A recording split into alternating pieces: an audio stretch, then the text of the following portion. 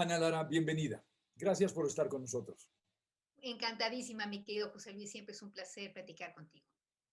Oye, Ana, el motivo fundamental, además de muchos otros, de estar hoy aquí contigo es que, como sabes, vamos a pasar tu obra, de hecho, la última obra que se Music tocó de tu autoría, Shifting Colors para cuarteto de cuerda.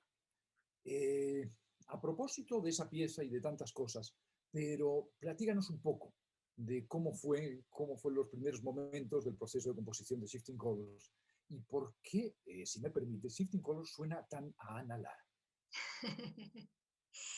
Pues sí, mira, el cuarteto White me pidió que les escribiera un cuarteto y me dio muchísimo gusto porque yo creo que es uno de los mejores grupos que tenemos en México. Son artistas de súper primer nivel, pero nunca había tenido la posibilidad de trabajar con ellos.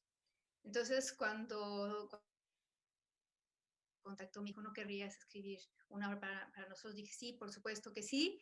Y no es mi primer cuarteto, pero cada vez, tú lo sabes muy bien, José Luis, cada vez que uno va a escribir un cuarteto, siempre hay como un sentimiento de enorme respeto hacia ese ensamble maravilloso.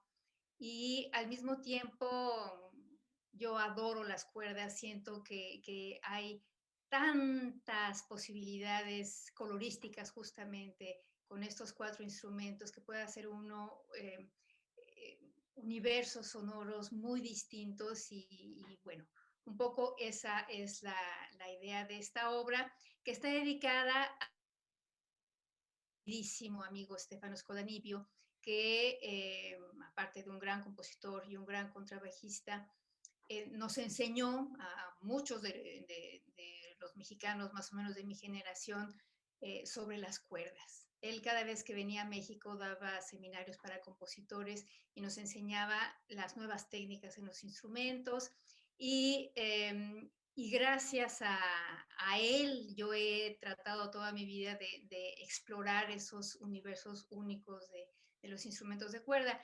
Entonces, bueno, pensando en él, esta obra se la dedico a él y a mí lo que me gusta de trabajar es ir buscando colores distintos, por eso se llama Shifting Colors, ¿no? Cómo un material puede ir variando simplemente por ataques diferentes, por lugares distintos en donde uno puede emitir el sonido e ir creando una historia, porque yo creo que, no sé si estarás tú de acuerdo, yo creo que en mi música siempre hay una historia atrás, ¿no? Una historia sonora, y entonces que sea a través de este cambio de texturas, de colores, que uno vaya siguiendo un discurso. Y eso es lo que yo intenté hacer en esta obra, Shifting Colors. Te agradezco que nos haya recordado a Stefano, al bueno Stefano Scodanibio. Yo creo particularmente, primero tengo que y debo darte las gracias por haberme presentado a Stefano Scodanibio. Fuiste tú quien me presentó hace ya algunos ayeres a Stefano. Pero por otra parte, de veras creo que todavía México, país y la historia de la música contemporánea en México sigue estando en deuda con Stefano. Esa Sí. deuda creo que todavía no se ha saldado. Y creo que una revisión, una revisión está en la cancha de todos y cada uno de nosotros. Hago votos para que esa deuda se salde, por lo menos en momentos futuros y momentos recientes. Pues sí, sobre todo que el año que viene se cumplen 10 años de su muerte, sería una buena Cierto es, oportunidad para cierto es. Quedamos en y contacto. reescuchar, porque sí, su música, a pesar de que tuvimos la suerte de poder escucharlo cada año que venía y presentaba sus obras, pues hace mucho que no lo escuchamos y se ha analizado poco, pero sobre todo esta parte también de la pedagogía tan importante que él hizo con muchísimos compositores. Y yo creo que yo estoy en enorme deuda con él y ha sido una influencia enorme para mí a lo largo de todo mi trabajo.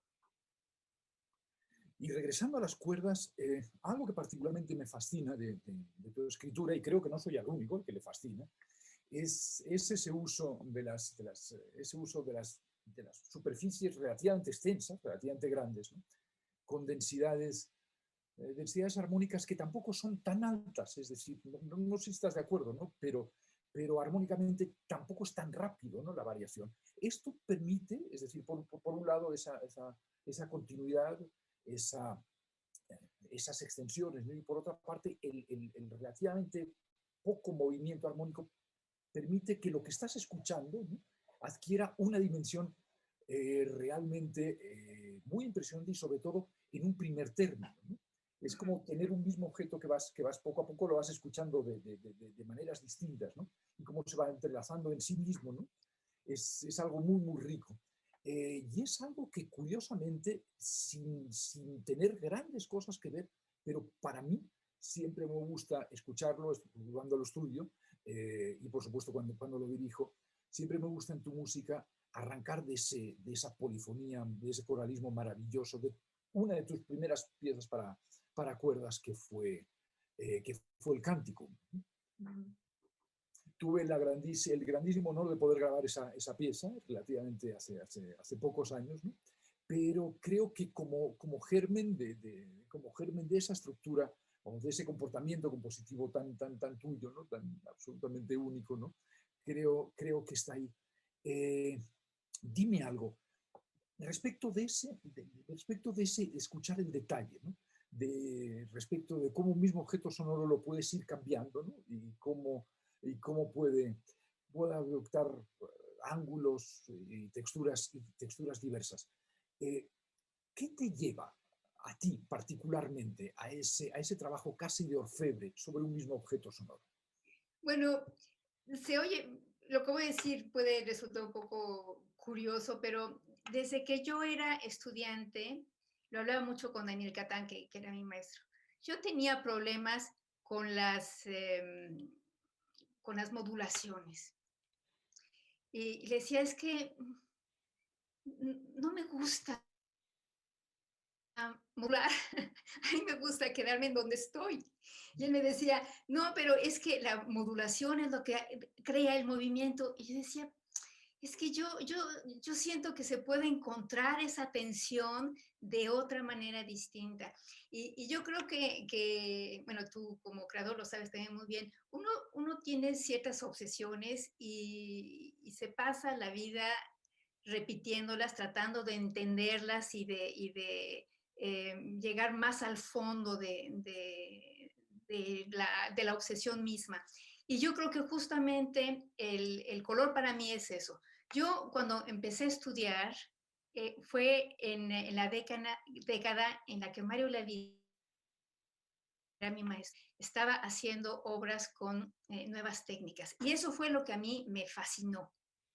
Y yo creo que de todos los alumnos de Mario, probablemente soy la que se clavó más en ese aspecto, porque justamente me permitía no moverme de lugar y al mismo tiempo hacer una transformación interna. Y fíjate que es curioso porque el otro día que me estaban haciendo una entrevista justo sobre esto, yo decía, es curioso cómo uno va eligiendo sus maestros, ¿no? Yo cuando estuve estudiando en Polonia me fascinaba Lutosławski y me fascinaba porque su armonía es estática y su movimiento a través de la instrumentación. Me fascina también hasta el día de hoy Chelsea y también su armonía es estática. Entonces, en el fondo, pero eso lo descubrí ahora, ¿no? En el fondo es eso lo que a mí siempre me ha atraído, cómo tú puedes hacer las tensiones y las distensiones que normalmente se hacen a través justamente de la modulación, cómo lo puedes hacer a través de la instrumentación, de la orquestación y del timbre. Y además, regresando un poco a tus orígenes, regresando un poco a aquellos años de Polonia, creo que sí se escucha. Quizás pueda parecer un poco presuntuoso, pero yo creo que sí se escucha algo de ese polifonismo, algo de de ese gran coralismo, como bien has dicho, de Lutosławski, pero no solo de Lutosławski, en tu música. Recuerdo ahora, por supuesto no solo el Canticum, pero, por ejemplo, pasajes de Au-delà du visible, recuerdo además pasajes de la víspera, ¿no? que es más temprana, ¿no? Esa profusión de líneas, ¿no? Dime algo, ¿cómo te sientes, ¿de acuerdo? ¿Cómo te sientes con esa proporción de la inmovilidad, o por lo menos de esas regiones extendidas, con centros armónicos relativamente que caminan a velocidades lentas, ¿no? Pero por otra parte, con la profusión de líneas que van entretejiendo y van naciendo ese tejido coral, ese tejido polifónico? Yo estudié muchísimo la polifonía durante años y me hicieron hacer fugas a no sé cuántas voces, pero siempre me ha fascinado y soy amante total de Bach. Yo creo que también eso queda en el inconsciente. Entonces, además me gusta pensar que cuando estás escribiendo para un ensamble, que todos tengan un momento importante, ¿no? Que cada voz sea realmente significativa. Y eso, bueno, eso se va aprendiendo también con los años, ¿no? Al principio, tímido, pero yo creo que con los años, poco a poco, uno va adquiriendo esa lucidez y esa conciencia de darle a cada quien su espacio. Y eso también viene mucho de Lutosławski, ¿no? Porque él siempre insistía en que hay que darle momentos a los instrumentistas para que ellos toquen como si fueran solistas. Y yo creo que eso efectivamente, cuando de pronto le da la responsabilidad a un músico que sienta que es solista, que tiene una importancia vital en el ensamble, hace una diferencia. Pero fíjate que también pensando, por supuesto, en Canticum Sacrum, ahí la influencia que es, ¿no? Es nuevamente, mira, son melodías ahí, son melodías ¿cómo se llama? Del canto gregoriano. Y al mismo tiempo se quedan estas capas que son melódicas, pero que, repito, se vuelve una armonía estática y en movimiento, como de alguna manera lo hace también Ligeti, ¿no?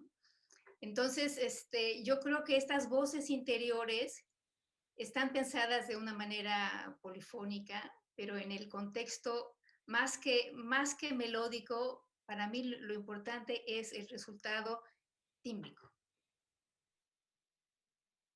Es curioso, ahora que hablas de ese melodismo, y por otra parte hablando del White y de Stefano, de Tara, por ejemplo, de Tara Baumann, lo digo por el concierto para corno di bassetto, ¿qué ocurre cuando ese genuino melodismo de Ana Lara se junta con ese trabajo y esa dulzura que tienes para trabajar, para tener esos amigos maravillosos que tienes? Bueno, mucho tiene que ver con justo con conocer a la gente para la cual uno va a escribir, ¿no? En el caso de Tara, por ejemplo, en el caso de Horacio Franco, en el caso de Gustavo Delgado, a quien escribí el concierto de órgano, tiene que ver mucho con ellos también y de su mundo, de lo que yo siento que ellos pueden hacer. Y al mismo tiempo, naturalmente, sus instrumentos, ¿no? A mí me gusta muchísimo trabajar muy, muy cercanamente a ellos. Y de hecho, ahora estoy tratando de hacer, y es muy difícil, estoy tratando de hacer una versión para clarinete bajo del concierto para corno di bassetto. Y es muy difícil porque ya pasaron muchísimos años, ¿no? Algunos han pasado entonces. Sí, entonces regresar al pensamiento que tenía en ese momento, que hay muchas cosas que haría ahora de una manera distinta y que resulta muy difícil como volver a entrar en ese universo de hace 10 años o hace 15 años. Entonces, a veces digo, tal vez debería mejor escribir otra obra, un concierto para clarinete bajo, en donde yo pueda explorar otras cosas, y al mismo tiempo digo, no, es un buen ejercicio también regresar a eso y ver cómo puedo yo adaptar mi pensamiento actual a lo que hice hace algunos años. Es curioso porque siento que uno no se da cuenta de la evolución o de cómo uno va cambiando de camino, pero muy sutilmente hasta que lo ves en perspectiva, ¿no? Y al mismo tiempo, como te decía, siento que me interesa siempre lo mismo. Estoy tratando siempre de ir más profundamente a ese pensamiento. Siempre tengo la sensación de que cuando hago algo completamente diferente, en el fondo no es completamente diferente. Y al mismo tiempo, viendo hacia atrás, es cuando te das cuenta que efectivamente ha cambiado. Yo no digo, pero sí ha cambiado un poco, en todo caso. Ana, a diferencia de otras compositoras, a diferencia de otros compositores, estaremos de acuerdo que no eres de las que te quedas en tu casita. Quiero decir, Ana Lara la ubicamos y evidentemente la relacionamos con lugares, plataformas como música y escena, por supuesto como instrumenta, como afinidades insospechadas, como el programa de radio que estamos hablando.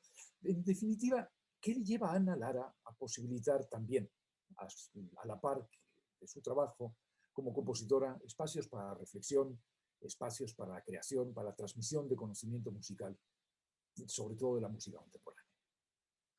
Bueno, yo creo que tengo dos personalidades, una que es muy introvertida, que es la del trabajo de composición, que como bien sabes es un trabajo muy solitario, y al mismo tiempo tengo esta necesidad del hacia afuera, ¿no? De la parte extrovertida, y que equilibra mi temperamento, ¿no? Sí, necesito momentos de mucha reclusión. De hecho, vivo la mitad del año en un pueblo de 52 habitantes, ¿no? Y la otra mitad en un pueblo de varios millones, ¿no? Como es la Ciudad de México. Y estos dos mundos para mí se complementan perfectamente. Ahora, hay una especie como de vocación innata. Desde que yo me acuerdo, he organizado cosas. Y cuando estaba en el conservatorio, estudiando composición con Mario Lavista, yo organicé una serie de conciertos de la clase, ¿no? De los jóvenes compositores. Esa fue la primera vez que organicé conciertos. Y a partir de eso es algo que necesito hacer. A veces me harto y digo, ya no quiero saber de eso, y pasa el tiempo y vuelve otra vez esta, es que necesito hacerlo, necesito hacerlo. Y bueno, fue la música contemporánea. Pudo haber sido otra cosa, pero eso fue lo que me tocó. Entonces, para resumir, yo necesito hacer eso para encontrar mi equilibrio entre el adentro y el afuera, porque además no soy intérprete, entonces, y tampoco soy maestra, entonces necesito esta otra parte, este diálogo con el otro para enriquecerme yo. Ana, pues gracias por ese diálogo entre nosotros dos y todos quienes estén escuchando y sobre todo quienes vayan a escuchar tu Shifting Colors. Inmediatamente vamos a escuchar.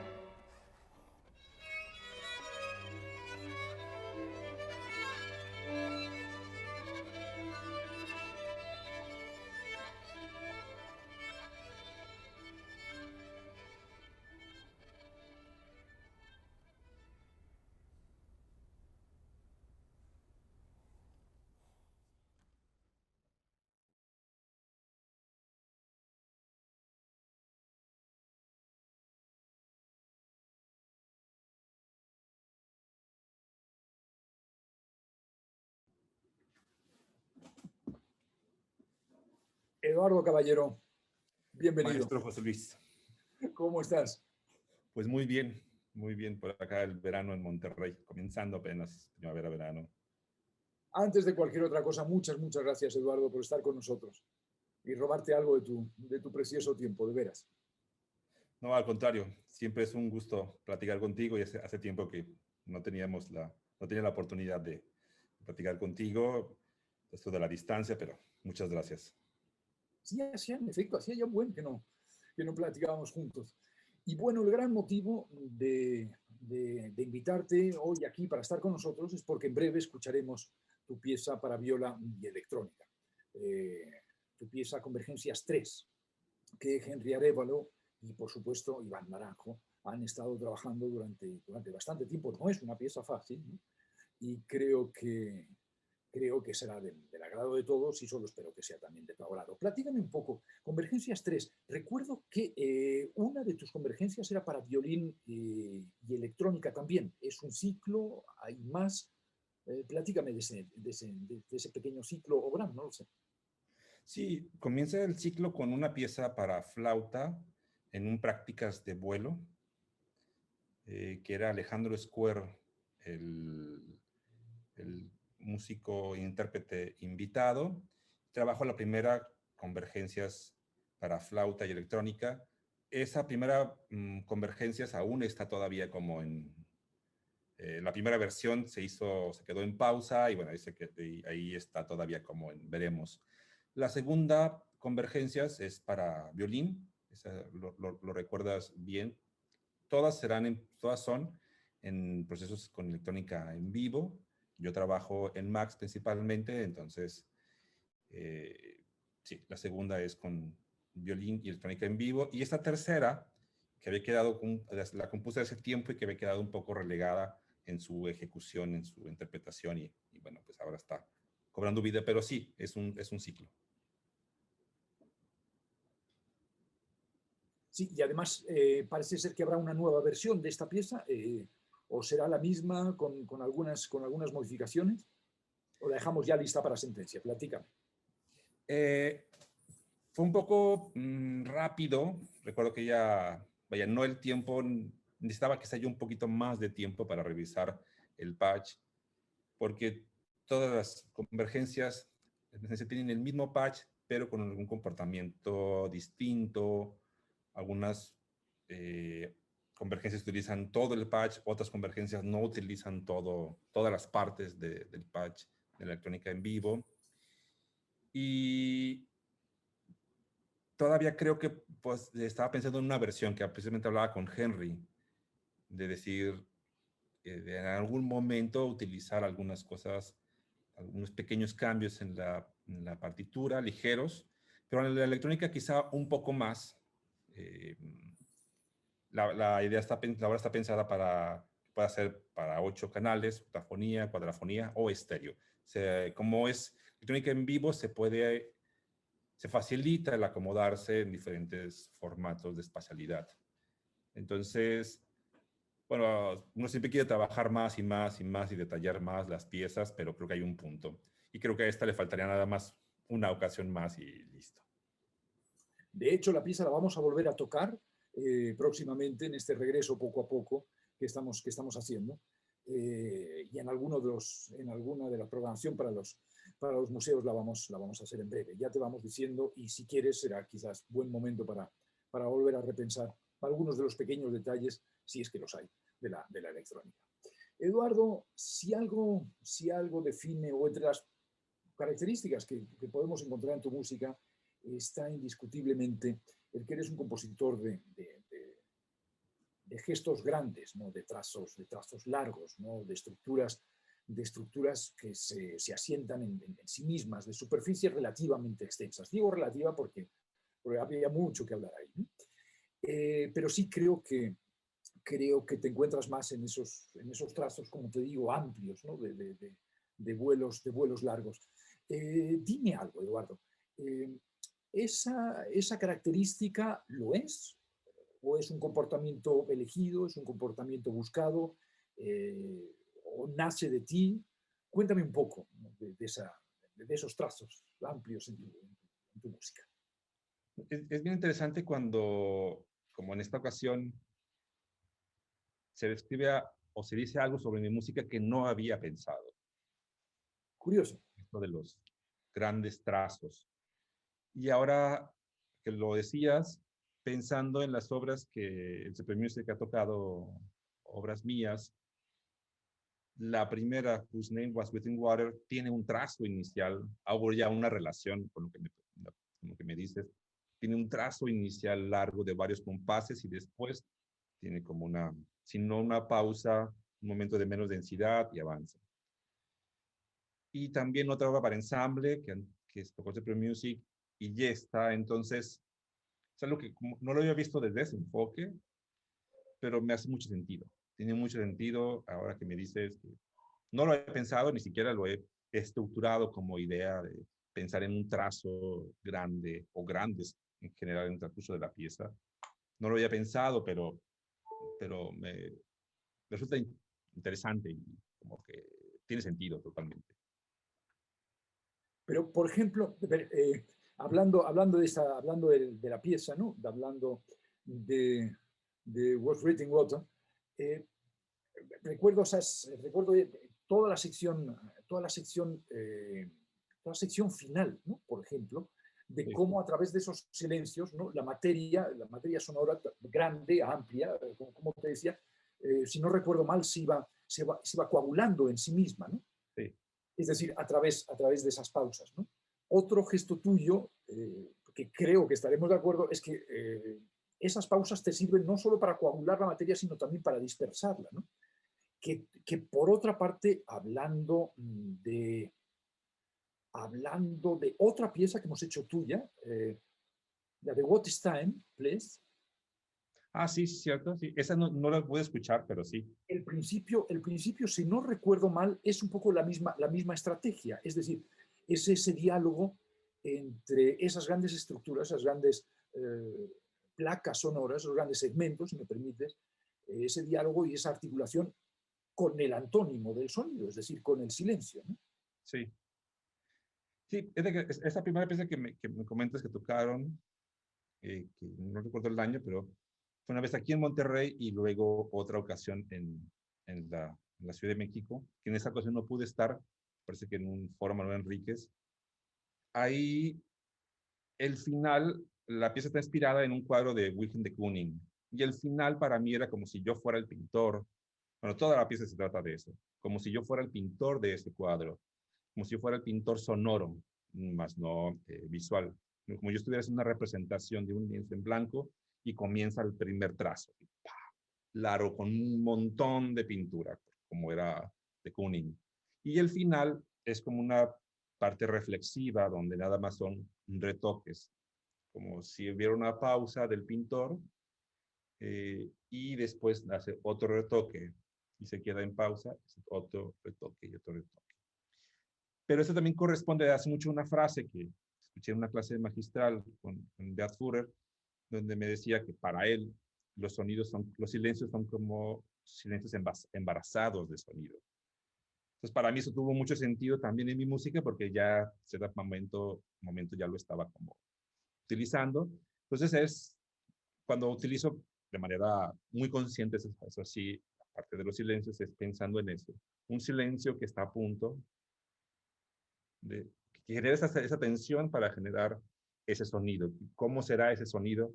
Que ahí como un poco lo interesante que busca. Es decir, hace sentido porque, y además agradezco que saques a la conversación la plástica, en este caso la obra de Kooning, pero dime algo, hay un pintor que a mí particularmente me fascinó, de hecho lo conocí por varios motivos, pero gracias a ti también, ¿no? ¿Te acuerdas de tu pieza de Negro invadiendo al blanco? Uh-huh. Creo que, si no recuerdo mal, estaba también inspirada, basada o compuesta a partir de las piezas de Luis López. Sí, así es. Eh, por supuesto, no tiene nada que ver con de Kooning, ¿no? Pero Claro. sí estaremos de acuerdo que si hay algo que los caracteriza a ambos, o una de las características que podríamos buscar a ambos, es un poco la frontalidad de ellos, es decir, la falta voluntaria de volumetría, si me permites. Ujú. Es decir, si es un discurso muy directo, es un discurso muy frontal, es un discurso de poca dimensionalidad, es decir, hay poco detrás, ¿no? Sí, Es sí, algo sí. que también me gusta de tu música. Tu música es súper contundente, pero en líneas generales es una música muy, muy frontal, es una música un poco unilateral, si me permites, ¿no? Lo que obliga, curiosamente, esa frontalidad de tu música, lo que obliga a una escucha relativamente exigente. Es decir, hay que querer escuchar tu música para poder escuchar, ahora sí, esa volumetría, esa polidimensionalidad. Realmente estoy para mí en esta plática, estoy redescubriendo muchas cosas porque no varios de los términos que he utilizado no lo había pensado en relación, como en esa frontalidad de la que hablas.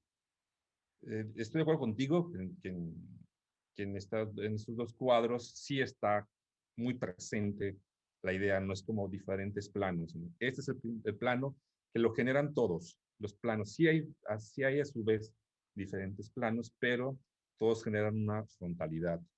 No lo había pensado tampoco en esa manera en mi música, pero en esta pieza de negro invadiendo el blanco, pues así es el inicio.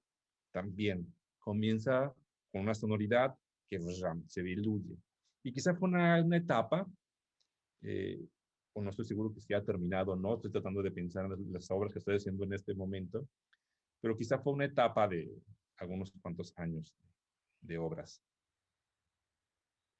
Pero, a ver, recuerdo que recuérdame tú a mí, la primera pieza que hice tuya fue una pieza para Pierrot, o para Pierrot, no tenía piano, una pieza para flauta, clarinete, violín, cello, según recuerdo mal, que estaba también basada en Siqueiros.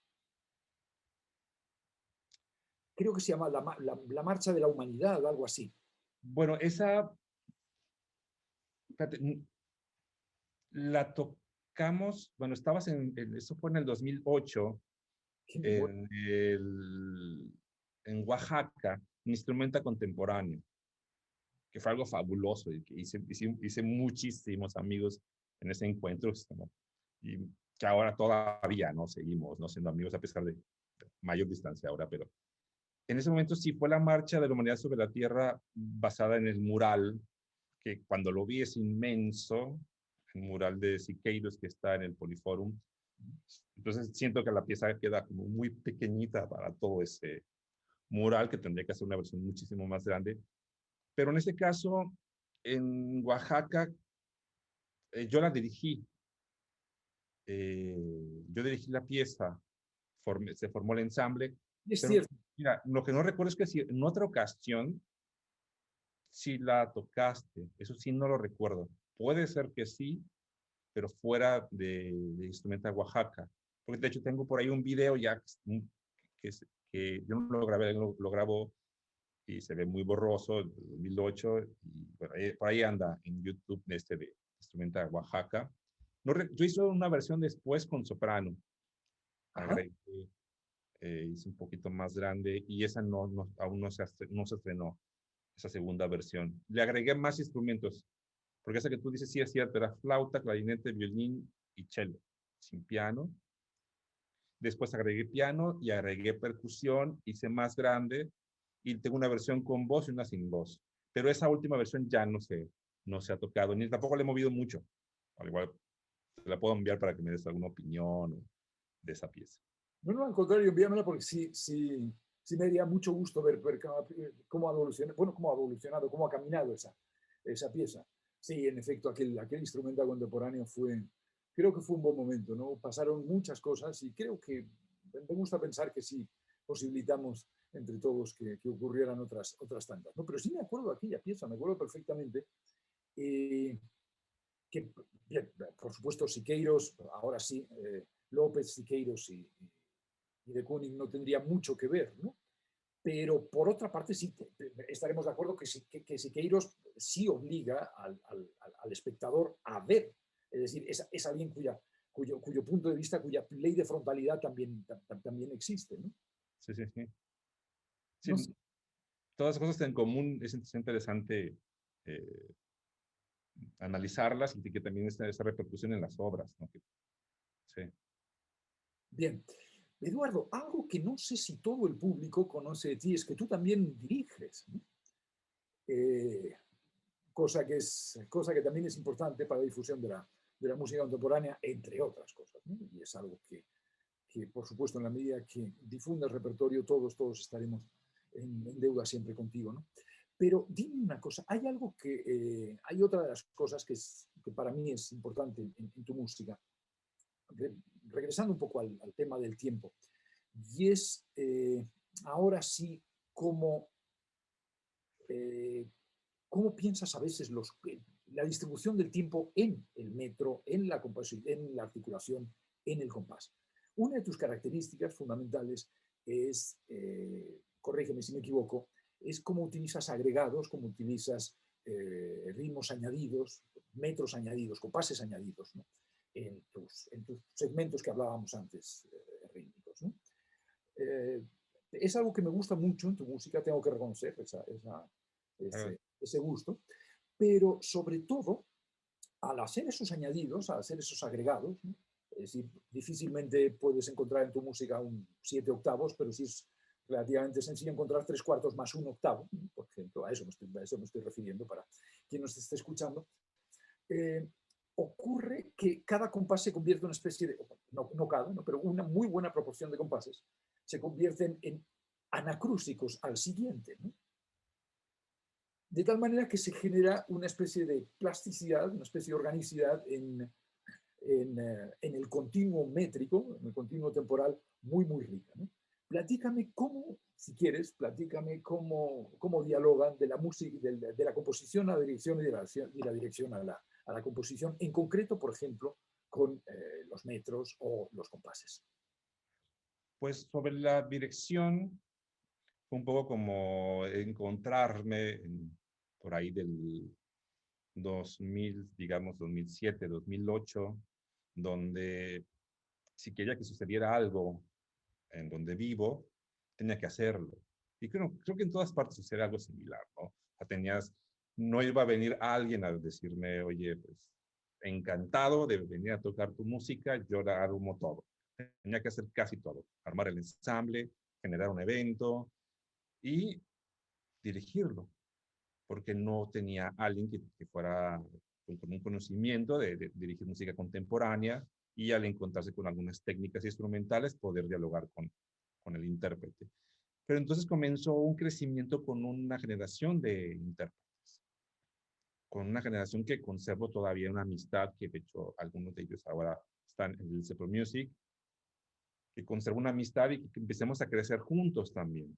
Ellos más jóvenes que yo, comenzamos a hacer ensamble para todos hacer música contemporánea, música nueva. Entonces me encontré con la necesidad de, de, de dirigir en un tiempo quizá como pude.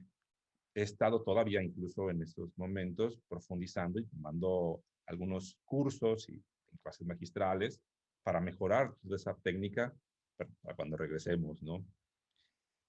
Y acerca de los compases, me parece que tú dices dos términos, plasticidad y orgánico, me parece que fue el otro. Sí, sí.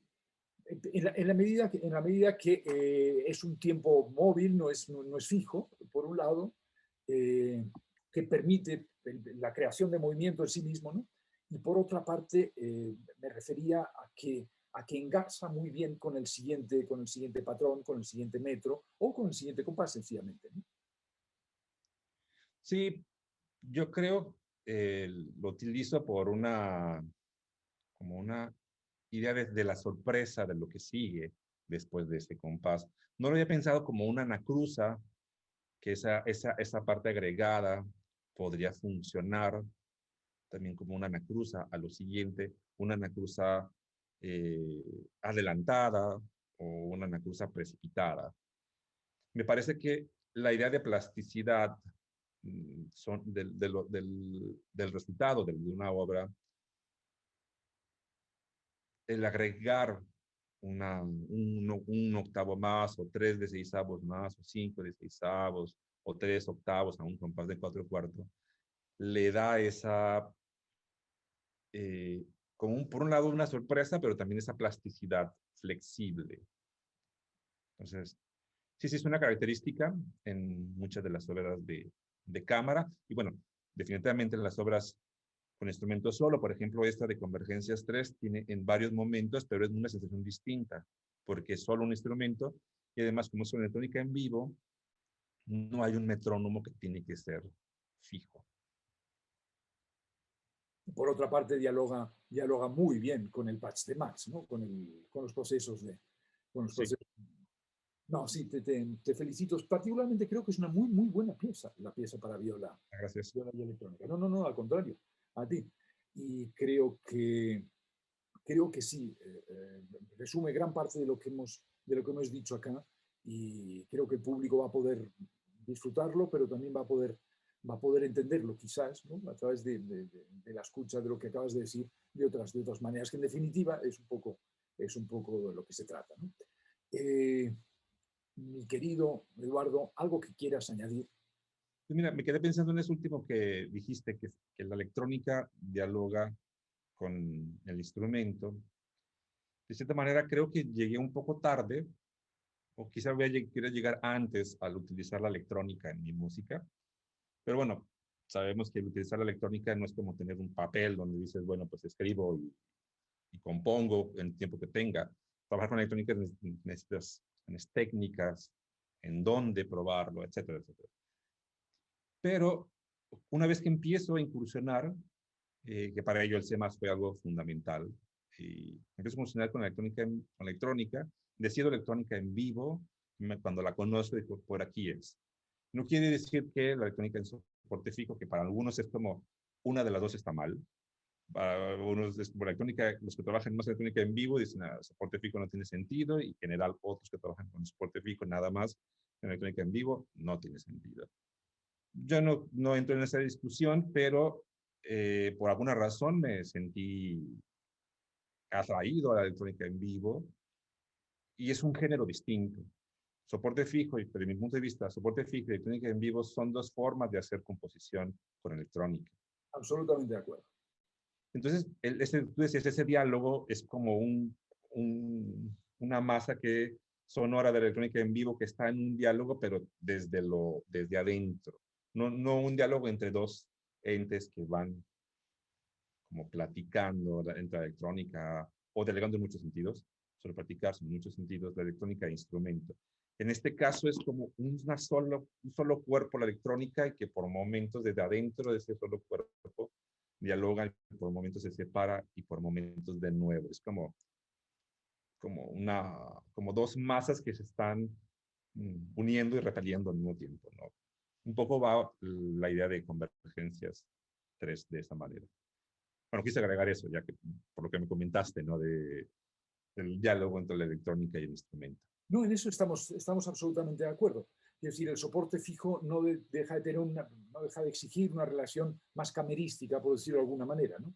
Una cuestión más práctica, ¿no? Es una relación que se establece en el nivel de la ejecución, mientras que en tiempo real el diálogo se establece en un nivel sónico, en un nivel de la materia sonora. Es indiscutible. Yo sí concuerdo contigo, no entro en discusiones porque creo que no hay, esa discusión no se puede plantear. Son, como bien dices, dos formas distintas, son dos géneros, utilizando tus palabras, distintos, y dos maneras radicalmente distintas de creación, ¿no? Y por supuesto de práctica instrumental, no tiene nada que ver, ¿no? En eso sí estaríamos de acuerdo, como en tantas otras cosas, mi querido Eduardo Caballero, ¿no? Te agradezco además que hayas hecho referencia, por supuesto, a tu trabajo en Monterrey, por supuesto a Instrumenta, por supuesto a Onyx, es decir, tan pocos agentes, ¿no? Y tan pocos espacios en nuestro país en los que estamos haciendo música contemporánea, y creo que es deber de todos reconocernos y por lo menos, aunque no nos demos golpecitos en la espalda, pero sí tratar de animarnos unos a otros en estos momentos para que la música y las artes y las ideas musicales sigan funcionando.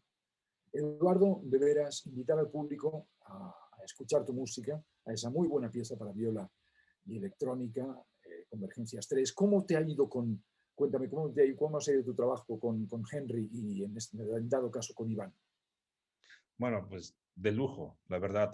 El encuentro con Henry, que no lo conocía hasta me mandó un mensaje, empezamos a tener contacto y desde el principio, del primer mensaje, supe que esto era totalmente, bueno, siempre es serio, un trabajo serio con la mayoría de los músicos, pero en este caso era de un alto nivel. Entonces, no había como un, oye, pero ¿por qué esto? Bueno, se puede cuestionar en cuanto a hacia dónde dirección de la pieza, etcétera, pero fue un trabajo desde el inicio extremadamente profesional y la verdad de lujo. Cuando escucho la primera grabación, dije, esto va a estar muy bien. Porque, bueno, esto fue también con la distancia, me parece que fue octubre, Creo que noviembre, fue en noviembre, sí, algo así, octubre, noviembre. Sí, sí, sí. noviembre. Entonces, cuando me envía la primera grabación, porque dije, bueno, me tienes que enviar primero una grabación para yo probar el patch con tu grabación, ya que no puedo ir a la Ciudad de México, tengo que probarlo, y una vez probarlo, ya hago ajustes, etcétera. Pero cuando me envía la primera grabación, esto va a estar muy bien. Esto va a tener un muy buen resultado. Eh, y con Iván igual. Y bueno, ¿qué quiere decir con Iván? ¿No? Todo una persona bastante experimentada en todos estos temas, en la composición, en lo técnico. Entonces, totalmente, te digo así, completamente de lujo. Desde el inicio, desde el primer contacto, hasta hace unos días que seguimos todavía en conversación con Henry. Bueno, pues que es un gran músico, un muy buen músico y creo que es bastante joven, creo. Es muy, muy joven. Estamos muy, muy contentos. Creo que él también está muy, muy feliz, pero ha sido de las recientes adquisiciones del CEPRO. Ingresó en la última convocatoria y sí, creo que es motivo de satisfacción para todos nosotros. Qué Creo bueno que estés que la contento. pieza, porque eso es algo que también tenía como, vaya, sí es interesante, sí es importante que haya una conexión con la pieza, que si te guste tocarla, que te sientas bien tocarla. Y cuando veo el video, digo, se siente bien y me lo ha expresado. Me ha dicho, es que sí, sí me gusta tu pieza y pues espero algún día conocernos y quizá estando en vivo, que no sé si el próximo concierto de Cepro Music sea muy pronto, bueno, pronto estaré vacunado, pero quizá muy pronto y a lo mejor pudiera ir a la Ciudad de México, no sé, nueva normalidad, qué sé yo, está. Hagamos votos para que así sea, mi querido Eduardo, por favor. Sí, Veámonos pronto y hagamos música juntos. sí, sí, sí. Porque hay una frase una frase que no puedo olvidar. Una vez que fui a recogerte al aeropuerto, una vez que viniste a Monterrey, me dijiste, nos la creímos. Y yo, sí, sí, sí, cierto. Organizamos todo esto y estamos haciendo todo esto. Entonces fue bastante, es una frase que vaya, son de esas frases que seguro tú tienes un montonal de frases, o todo el mundo tiene un montón de frases que en la plática con otras personas, con otros colegas, en este caso tu maestro, que recibirme, lo primero que me dijiste fue, nos la creímos, aquí estamos, nos la creímos. Tiene sentido, me hiciste hacer muy consciente de todo. En ese preciso momento que dijiste eso, me hiciste tener conciencia de lo que había pasado antes y de lo que estaba sucediendo en este momento. Y bueno, ahora llegabas a Monterrey, vas a impartir un curso y nos la creímos. Ok. Fui muy consciente de ese preciso momento y bueno, era lo que me quedó marcado. Qué rico, Eduardo. Pues no recuerdo exactamente el momento, pero sí, sí suena verosímil lo que dices. Pues, ¿sabes qué? Sigamos creyendo en la música, en sus formas, en sus maneras diferentes de decirlas y por favor, en hacer música pronto juntos. Creo que es importante. Eduardo, te agradezco no sabes cuánto, tu tiempo, tus palabras, tu música y por favor, adelante, disfrutemos todos, de que disfrute el público de Convergencias 3 para viola y electrónica Y te enviamos todos desde acá de CEPRO un abrazo muy, muy grande y hagamos votos para que la próxima vez que se toque, que será muy breve, esperemos que sea muy breve, puedas acompañarnos acá. Pues espero y quizá vemos un diálogo, esto es de manera online y si alguien quiere hacer un comentario sobre la pieza, siempre es interesante, más allá de que guste o no, cualquier comentario sobre la pieza, sobre el evento sonoro es interesante y pues, sí, esperemos que pronto podamos estar con una buena taza de café y platicando y a un concierto haciendo música. Por favor, Eduardo, que así sea. Te agradezco muchísimo. No, al contrario, y también desde acá, desde Monterrey, te envío un fuerte abrazo a ti y a todo el ensamble maravilloso del CEPRO Music, a todo el proyecto más bien del CEPRO Music. Hago extensivo tu saludo a todas y a todos. Un abrazo, Eduardo. Gracias. Igualmente.